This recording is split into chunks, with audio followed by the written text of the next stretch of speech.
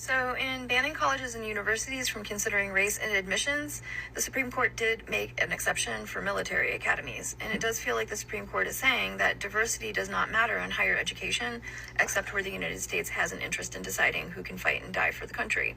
And this is particularly egregious with respect to Black and Indigenous students, because ever since they've been able to, Black and Indigenous people have served the country in the military at a disproportionately high rate.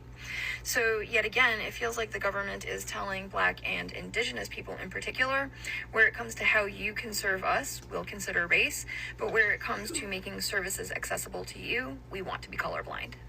Hey, y'all in the back, y'all peep that, huh? When it comes to being able to use the bodies of people of color, diversity and inclusion matters when it comes to higher admissions, especially in the military. But if you're trying to better yourself in your own community, we want to be colorblind and we ain't trying to hear nothing about no race. But let's go a little deeper. Legacy students, donors, employees, and special admissions, those folks is let in regardless of their merit and regardless of the racial implications. Because let's think about who has the likeliness of being a legacy student or being an employee at a university. White people. Do these folks know how many white people got into schools because they daddy gave a couple $1 million and got a building named after them? Do you know they did not have the merit or the test scores or the perspective to get into a university, but they had the pocketbook?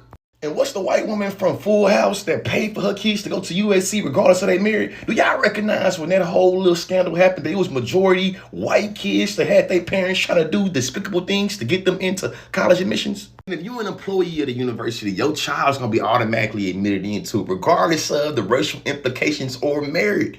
Hey, man, this seems like a lot of color blindness that is directly tied and targeted against you know who.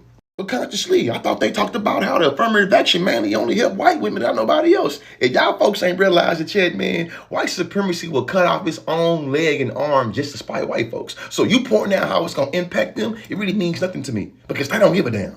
This was funny, though.